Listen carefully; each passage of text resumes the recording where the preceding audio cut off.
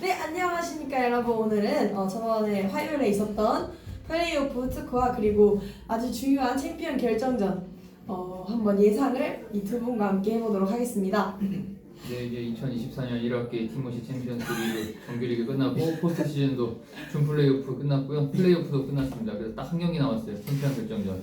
자, 챔피언 결정전은 자, 플레이오프에서 정규리그 3위를 차지한 1철장 FC가 준 플레이오프 무승부로 이제 간신히 이제 플레이오프 진출해서 플레이오프에서 업셋이 뭔지 알죠? 업셋.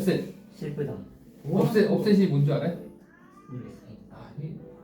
진짜 우리 체육 배워야 됩니다. 업셋 슬프다. 자, 업셋은 우리 보통 이제 흔히 이제 포스트 시즌이 있는 이제 우리 스포츠 리그에서 정규리그 하위 팀이 상위 팀을 이기고 이제 더 높은 단계로 진출하는 걸 업셋이라고 하죠. 네, 3위 팀이 2위 팀인 FC 마하나임을 2대 0으로 물리치고 이제 챔피언 결정전에 진출했습니다. 일단 이제 이 경기에 대해서 간단히 조금 얘기를 해볼 텐데 이거는 좀 특이하게 우리 바로서 정로아 네? 봤어요? 플레이오프? 보긴 봤어요. 보긴 그 봤어요. 간단한 속감을 보고 간단한 어떤 소감. 생각을 했는지.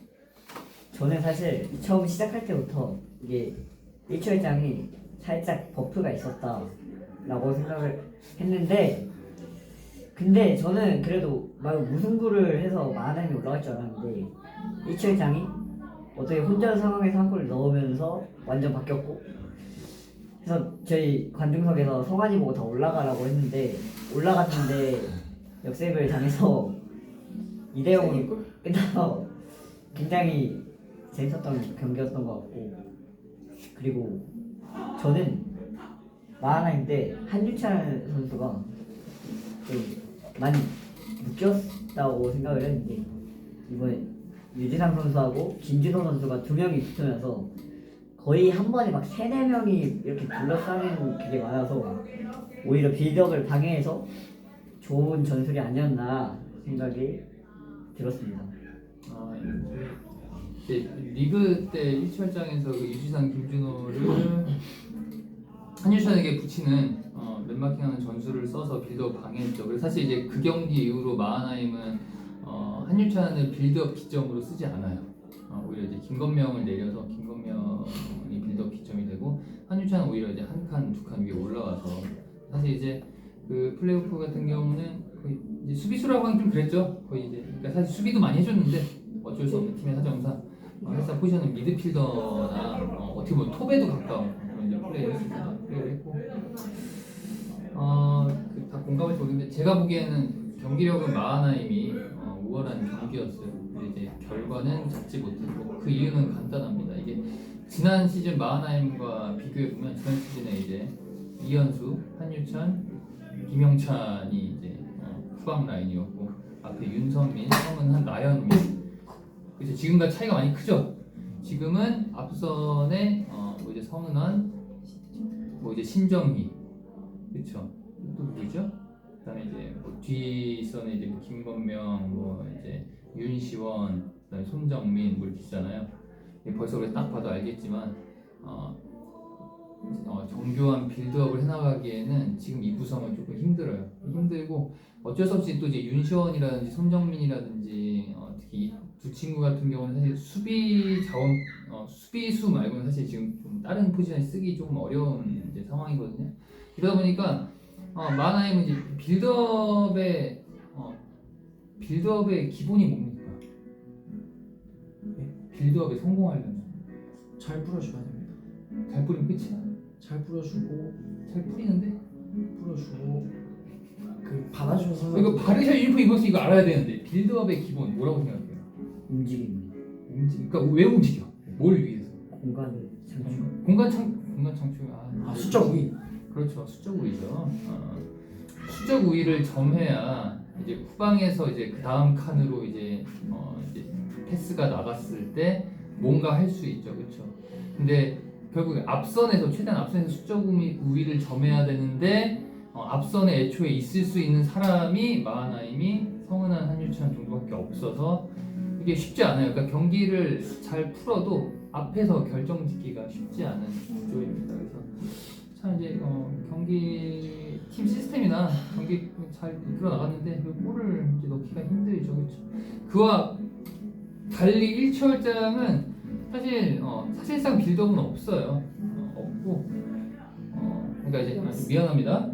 이제 손유민이 이제 센터백인데 사실 이제 빌드업 능력은 조금 더 보완을 해야 되기 때문에 빌드업 없고 그러니까 스로잉 때도 거의 이제 롱으로 던지고 가운데서도 거의 이제 그냥 쭉쭉 이제 걷어내는 형식의 상황이 많이 나오는데 근데 이제 문제는 1철장은 다른 게 장지명이나 정해창이 이제 빠른 속도로 어쨌든 운전을 막 위협할 수 있다는 거고 우당탕탕 어떻게 해서든 이제 그러다 보니까 찬스는 적어도 찬스가 나한테 조금 더 위협적이죠, 그렇죠?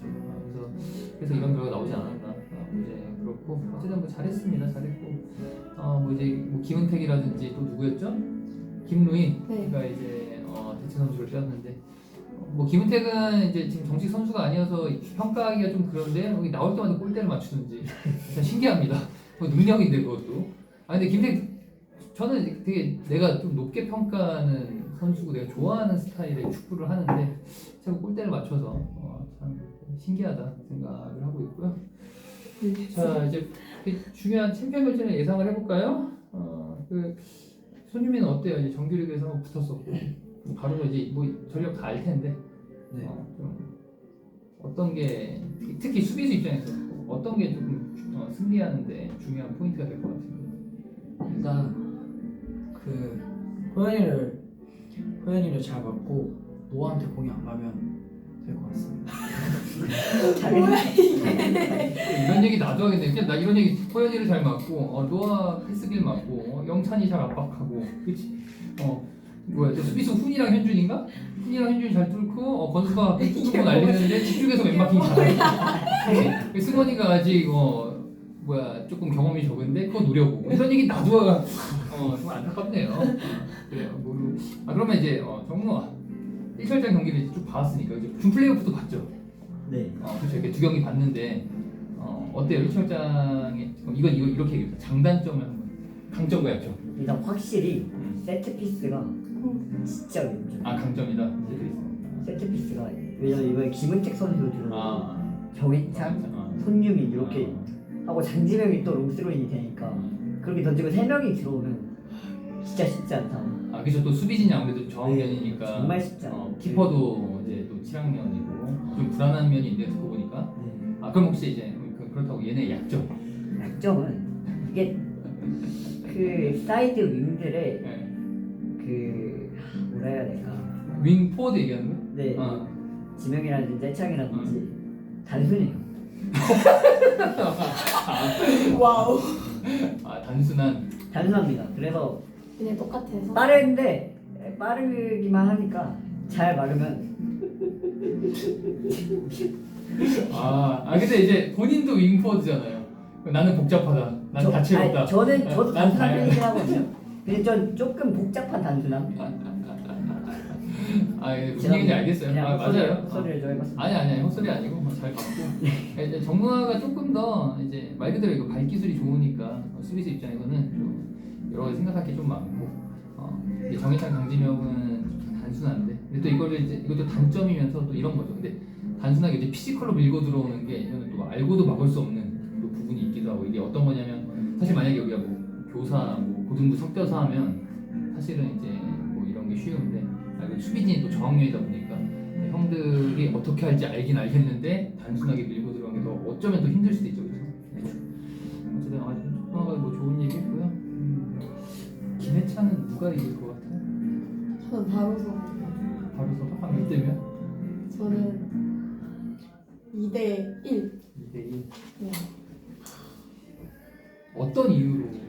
일단은 1차일장 같은 경우에는 거의 역습을 주로 이용하거나 세트피스를 주로 이용을 하는데 근데 이제 바로서 같은 경우에는 정노아가 드리블을 통해서 뭐 정노아, 김영찬 뭐 이런 사람들 드리블을 통해서 그 윤호영까지 거기서 그 공간 패스를 꽤 많이 하기도 하고 전환 같은 것도 되게 많이 하는데 근데 사실 1차일장이 이제 만약 역습이나 이런 거 올라오게 되면은 뭐 공간도 뒷공간이 완전 텅텅 빌 때도 많고 그리고 제일 여기 리그 처음 했을 때 1차일장 문제점이 공수 간의 간격이 되게 멀다 이거를 말했었는데 그거를 볼 때 이거를 바로서가 이용을 하면은 바로서가 아마 좀 많이 우세한 경기력을 펼치지 않을까. 물론 세트피스 상황 같은 경우에는 일치월장이 좀 유리하긴 하지만 그래도 이런 필드 플레이를 통해서 골을 많이 넣을 수 있는 경우가 좀 많이 일어나지 않을까 그 생각해서 저는 바로서가일 것 같습니다. 아, 저는 이게 어려운데 왜 어렵냐면 바로서가 네, 결과는 모르게 경기 내용은 바로서가 더 좋은 경기를 펼칠 거예요 아마. 근데 이제 내가 흐름을 봐서 이미 점수를 전략회의 했는지 모르겠는데 1차월장 아마 유지상, 김준호 이용해서 정노와 윤호연 붙일 거거든요. 그렇죠? 분명히 그럴 거예요. 근데 이제 정노가 아무리 기술이 좋아도 누가 하나 따라다니면 좀 불편하죠, 그렇죠? 좀 짜증나죠. 네. 그리고 내적으로 짜증나고. 그래서 이게 사실 좀 표현이 이렇게 하긴 한데 이렇게 붙여서 개싸움 만드는 거예요. 그러니까 아까 정노아가 얘기했지만 이제 세트피스에서 1차장의 강점이 있다고 그랬는데 이건 아무래도 피지컬적인 문제 때문에 그래서 이렇게 붙여버리고 유지상, 김준호가 심하게 이제 막 뚫리지 않으면 아마도 이제 결과는 모르겠죠.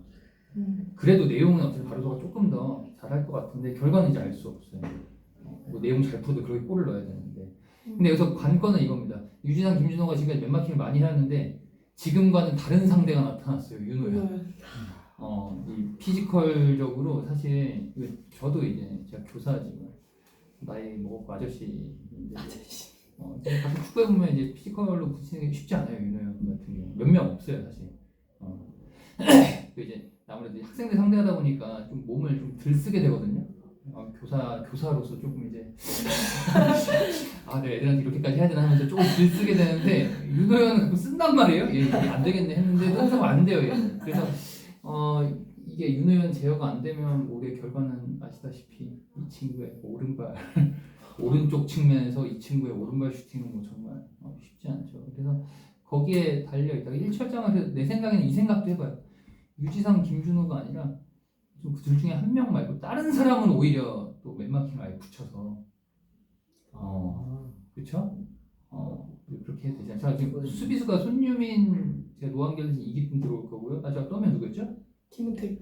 아직 몰라요. 그러네. 근데 이제 뭐 이런저런 상황인데 또 잠깐만 장지명, 정희창, 손유민 유지상. 유지상. 이건 보시는데 뭐 조금 마땅하지 않은데 조금 약간 맨마킹에 변화를 줘서 아예 그냥 서로 아무것도 못하는 상황으로 만들면 아까 이제 정로가 말한대요. 이럴 때는 세트 피스가 또 위력을 발휘할 수 있잖아요. 그래서 1차장은 사실 막 정교하게 붙으려고 하면 무조건 져요. 거기선 이길 수 없어 이미 하루 사이에 이 차이를 극복할 수 없어. 근데 이제 좀 이게 피지컬로 붙으면 그래야 승부가 좀 날 겁니다. 그래서 저는 그냥 잘 모르겠는데 저는 무승부? 무승부 근데 어쨌든 뭐 무승부 아니야 근데 바로 서 있으니까 저는 1차월장 해볼게요. 이렇게 해서 어떻게든 결과를 내서 뭐 1대0으로 1차월장 이기는 걸 한번 생각해보고 그냥 가장 원하는 건 제가 이거예요. 무승부는 안 나면 좋겠어요. 바로서가 이기는 1차월장이. 왜냐면 이게 0대0으로 챔피언 결정전이 끝나면 아쉽다. 뭔가 아쉬워요. 그렇죠? 뭔가 골은 나면서 어떤 식으로든 뭐 결론이 나면 좋겠습니다. 그래서 무엇보다 두 분 또 나머지 또 포함 모든 선수들이 다치지 않고 우리가 TCL을 잘 마무리합시다. 요즘 부상 선수들이 많은데 다치지 않고 마무리가 잘 되면 좋겠습니다. 자, 우리 자습하러 갑시다. 네. 자, 내일 그리고 미리 얘기하면 내일은 늘 그랬듯이 결승전이라 간식을 공짜로 TS에서 쏘겠습니다. 많이 보러 나와주세요.